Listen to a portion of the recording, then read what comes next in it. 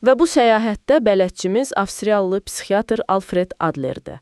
Onu maraqlı edən odur ki, o Freud və Jungla eyni dövrdə yaşasa da, tamamilə fərqli bir yol seçib. Hə, bu çox maraqlıdır. Yəni, Freud deyirdi ki, problemlərinin kökünü tapmaq üçün uşaqlığına qayıt. Adler isə tam tərsinə. Deyirdi ki, keçmişi burax, bütün güc indiki andadır. Bu psixologiyada, sözün düzü, inqilabi bir yanaşmaydı. Gəl elə birinci və ən fundamental həqiqətdən başlayaq. Yəni, o keçmişin həbsxanasından necə çıxmaq olar? Kitab deyir ki, keçmiş təcrübələrimiz, məsələn, uşaqlıq travmaları və ya uğursuz münasibətlər bugünümüzü formalaşdıra bilər, amma onu təyin etmir. Bəli, bu fərq çox önəmlidir. Bu çox güclü bir fərqdir. Adlerə görə keçmiş sadəcə bir xammaldır. Sən o xammaldan nə tikəcəyinə bugün qərar verirsən. Bax, məsələn, iki nəfər eyni çətin uşaqlığı yaşaya bilər. Biri deyə bilər ki, mən sevgisiz böyüdüyüm üçün indi heç kimə güvənə bilmirəm. Digəri isə deyə bilər ki, mən sevgisiz böyüdüyüm üçün indi başqalarına qarşı daha şəfqətli olmağın nə qədər vacib olduğunu anlayıram. Hadisə eynidir, amma ona verilən məna Tamamilə fərqlidir. Bəli. Adler deyir ki, sən keçmişinin qurbanı deyilsən. Öz hekayənin müəllifisən. Əsas sual, niyə belə oldu deyil, mən bu vəziyyətlə bağlı indi nə etmək istəyirəm olmalıdır. Yaxşı, bu nəzəriyyədə çox gözəl səslənir. Amma praktikada insanlar niyə dəyişməyə əvəzinə illərlə keçmişdən şikayətlənirlər? Bilirsən, valideynlərim belə etdi, ona görə mən beləyəm demək daha asan gəlir sanki. Çünki dəyişiklik qorxuludur. Cəsarət tələb edir. İnsanlar çox vaxt şikayət etsələr də, o şikayət etdikləri vəziyyət onlara tanışdır, təhlükəsizdir. Aydındır. Bilinməyən bir gələcəyə addım atmaqdansa, tanıdıqları bir narahatlığın içində qalmağı seçirlər. Mən beləyəm, çünki keçmişim belə olub. Demək, əslində bugün heç bir addım atmamaq üçün mükəmməl bir bəhanədir. Məsuliyyəti atırsan üstündən. Mənbədəki o yazıcı olmaq istəyən dost hekayəsi yadıma düşdü. Bu dediyinə əla nümunədir. Hə, o hekayə çox təsirlidir. Filosof deyir ki, bir gənc var, istedadlıdır, Stephen King kimi böyük yazıcı olmaq istəyir. Amma heç vaxt bir sətir belə yazmır. Səbəbini soruşanda isə deyir ki, işim çoxdur, vaxtım yoxdur. Klassik bəhanə. Bəli, Adler psixologiyasına görə isə bu yalandır. Əsl səbəb odur ki, o yazmamaqla potensiallı dahi statusunu qoruyur. Əgər yazıb uğursuz olsa ya da tənqid edilsə, bu illüziya dağılacaq. Deməli, o vaxtım yoxdur deyərək, əslində uğursuzluqla üzləşməyə cəsarətim yoxdur deyir. Tam olaraq. İnsanların mənim haqqımda deyəcəkləri ilə üzləşməyə hazır deyiləm deyir. Yəni, o yazmamağı seçir. Keçmişi və ya şərtləri günahlandırmaq bu cür seçimlərimizi pərdələyən bir qalxandır. Vay ya, bu çox dərindir. Yaxşı, deyək ki, bu həqiqəti qəbul etdik və keçmişin zəncirlərini qırdıq. Problem keçmişimizdə deyilsə, bəs haradadır? Və kitab burada çox cəsarətli, bəlkə də mübahisəli bir iddia ortaya atır. Bütün problemlərimizin mənbəyi insanlararası münasibətlərdir. Bəli, bu ikinci böyük həqiqətdir. Və ilk eşidəndə absurd səslənir, mənə problemi yaradır. Və biz demək olar ki, hər şeyə başqaları ilə müqayisədə məna veririk. Təsəvvür elə ki, kainatda tamamilə təksən. Nə xəstəlik səni zəif edər, nə də pulsuzluq, uğursuz. Bu anlayışlar sadəcə yox olar. Doğrudur. Xəstələnəndə özümüzü sağlam insanlarla müqayisə edib bədbəxt hiss ediriksə, bu münasibət problemidir. Pulumuz olmayanda, başqalarının bizə uğursuz damğası vuracağından qorxuruqsa, bu da münasibət problemidir. Aşağılıq hissi, paxıllıq, qürur, hamısı başqa insanların varlığı ilə yaranır. Deməli, problem işdəki stres deyil, müdürün baxışlarıdır. Problem tək qalmaq deyil, özünü tənha hiss etməkdir. Çünki cəmiyyətdən kənarda qaldığını düşünürsən. Anladım. Bəs bu sonsuz münasibət problemlərindən çıxış yolu nədir? Hamıdan uzaqlaşıb bir adada yaşaya bilməliyik axı? Əlbəttə yox. Həll yolu Adler psixologiyasının təməl daşı olan vəzifələrin ayrılması prinsipidir. Çox sadə, amma tətbiqi çətin bir fikirdir. O nədir? Sən yalnız öz nəzarətində olan şeylərə fokuslanmalısan. Başqasının düşüncəsi, hissi və ya davranışı sənin vəzifən deyil, onun vəzifəsidir. Sənin vəzifən öz düşüncən, hissin və davranışındır. Bir nümunə verə bilərsən? Məsələn, qısqanclıq mövzusunda bu necə işləyir? Bu, çox soyuq və laqeyd səslənmir. Yəni partnyoruna deyirsən ki, sənin mənə xəyanət edib etməməyin sənin vəzifəndir, mənim yox. Bu münasibəti anında bitirər axı. Bax, bu çox yerində bir sualdır. Bu, mənə fərqi yox demək deyil. Bu, nəzarət edə bilməyəcəyin bir şey üçün özünü məhv etməkdən imtina etmək deməkdir. Partnyorunun sənə sadiq qalıb qalmayacağı son nəticədə onun seçimidir. Sən onu 24 saat izləyə, telefonu yoxlaya bilərsən, amma bu nəticəni dəyişməyəcək. Sadəcə sənin həyatını cəhənnəmə çevirəcək. Düzdür. Sənin vəzifən nədir? Güvənməyi seçmək. Özünə hörmət edən, aldadılmamağa layiq olmayan biri kimi davranmaq. Problem yaranarsa, o zaman necə reaksiya verəcəyinə qərar vermək.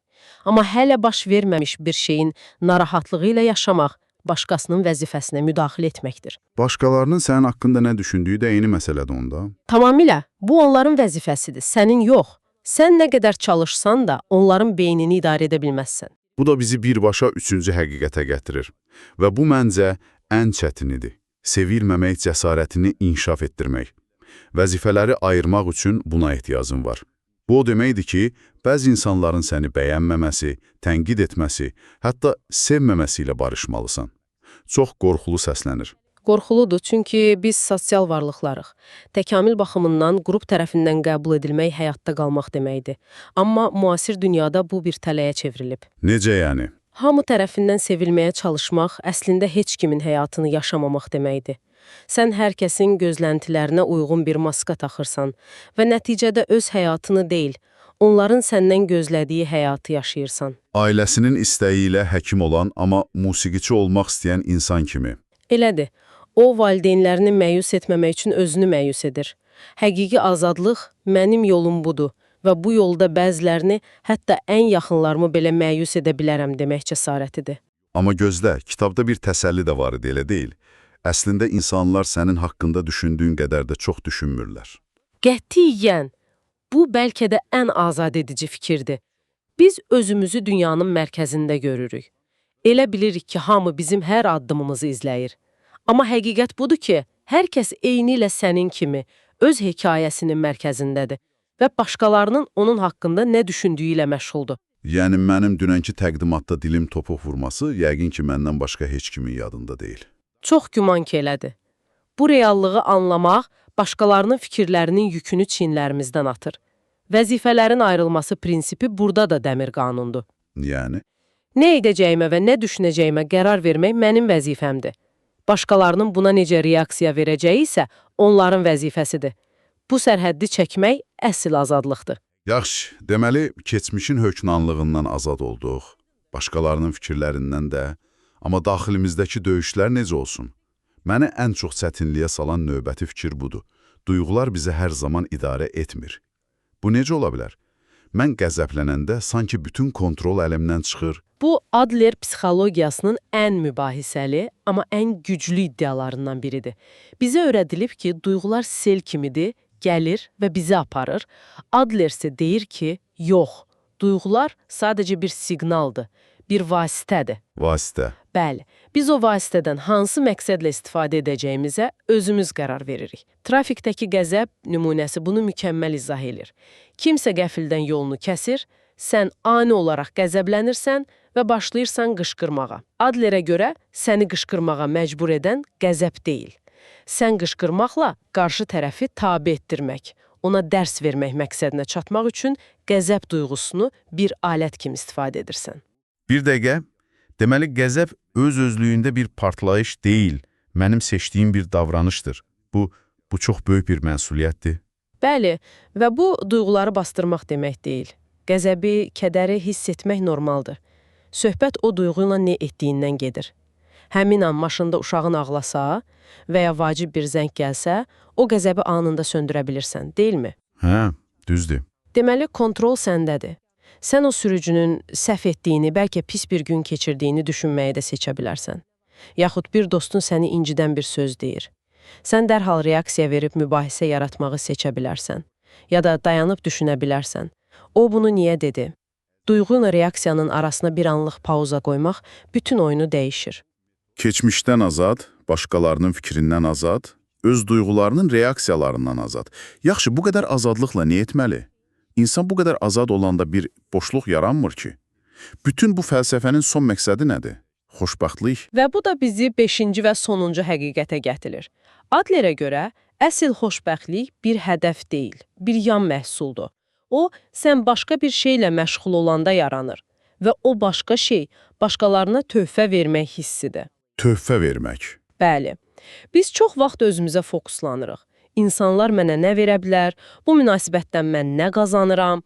Bu, bitməyən bir egoist axtarışdır və heç vaxt təmin etmir. Deməli, fokusu özümüzdən çəkib başqalarına yönəltməliyik. Tam olaraq. Əsl dəyişiklik sualı tərsinə çevirməklə başlayır. Mən bu insana nə verə bilərəm? Mən bu cəmiyyətə necə faydalı ola bilərəm? Bu, böyük xeyriyyəçilik layihələri demək deyil. Bir iş yoldaşına kömək etmək, bir dosta sadəcə onu dinləyərək dəstək olmaq, bunların hamısı töhfədir. Aydındır. Sən özünün bir işə yaradığını, kimənsə həyatına, hətta çox kiçik də olsa, müsbət bir toxunuş etdiyini hiss etdiyin an, Adlerə görə xoşbəxtliyə tapırsan. O an öz dəyərini başqalarının təsdiqində axtarmağı dayandırırsan. Çünki dəyərini öz töhfəndə tapırsan. Bəli. Və bir gün fərq edirsən ki, bəziləri tərəfindən təsdiqlənməmək, tənqid edilmək və ya sevilməmək artıq sənin üçün bir problem deyil. Çünki məşğul olduğun daha vacib bir şey var.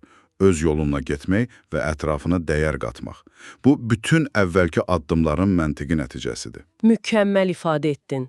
Azadlıq məqsədsiz bir boşluq deyil. Azadlıq sənə öz töhfə yolunu seçmək imkanı verir. Beləliklə, bugün 5 addımlıq bir azadlıq səyahətinə çıxdıq. Birincisi, keçmişin səni təyin etmədiyini anladıq. İkincisi, problemlərimizin kökünün münasibətlərdə olduğunu və həllinin vəzifələri ayırmaq olduğunu gördük. Düzdür. Üçüncüsü, həqiqi azadlıq üçün sevilməmək cəsarətinin vacibliyini öyrəndik. Dördüncüsü, duyğularımızın reaksiyasını idarə etməyən bizim əlimizdə olduğunu kəşf etdik. Və nəhayət, əsil xoşbəxtliyin başqalarına töhfə vermək hissindən gəldiyini anladıq.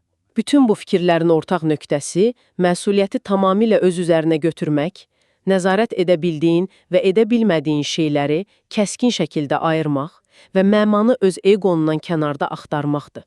Bu asan bir yol deyil, amma həqiqi bir həyat yaşamağın bəlkə də yeganə yoludur. O zaman səni bu düşüncə ilə baş-başa buraxırıq.